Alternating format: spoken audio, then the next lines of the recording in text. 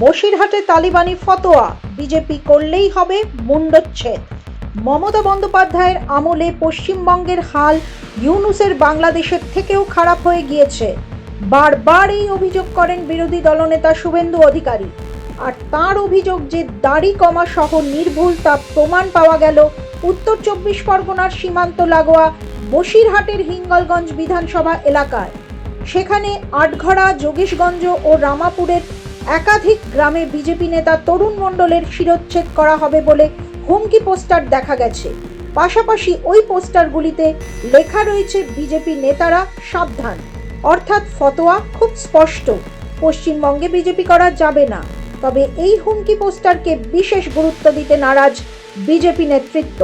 শুধু তাই নয়, হুমকিতে ফুৎকারে উড়িয়ে ওই এলাকায় বিরোধী দলনেতা শুভেন্দু অধিকারীর সভার প্রস্তুতিও শুরু করেছেন তাঁরা। যার নামে এই পোস্টার পড়েছে সেই তরুণ মণ্ডল অবশ্য বিন্দুমাত্র ভীত নন। বিজেপি নেতার দাবি, তৃণমূল কংগ্রেসের পায়ের তলার মাটি সরে গিয়েছে এবং 2026 সালে তাদের পরাজয় যে কেবল সময়ের অপেক্ষা তা বুঝতে পেরেই এই ধরনের কাজ করেছে তারা।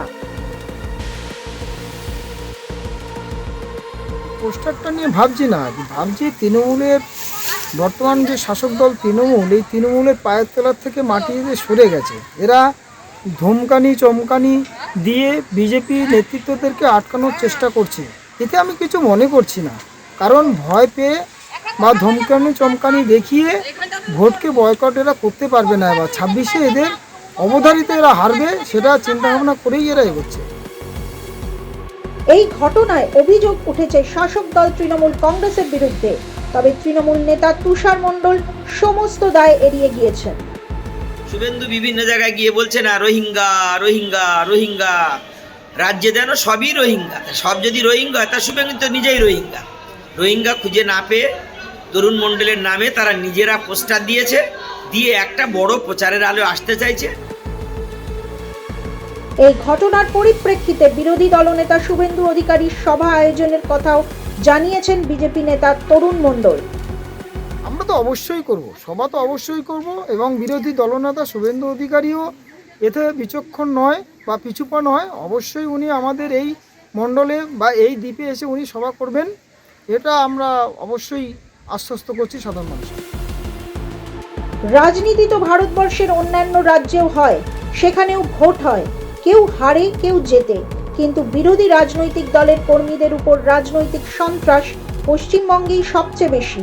একথা বলার অপেক্ষা রাখে না সৌজন্যে তৃণমূল ও তার লেজুর বামেরা, যে সন্ত্রাসে 2021-এর বিধানসভা নির্বাচন থেকে রাজ্যে আত্মবলিদান দিয়েছেন প্রায় 300 বিজেপি কর্মী। अरुणाचल सरकार का संकल्प 5 प्रतिज्ञा: शिक्षा से सशक्त भविष्य, कृषि से समृद्धि का, प्रकृति का साथ विकास, हर घर तक ग्रीन एनर्जी, पर्यटन से नई पहचान।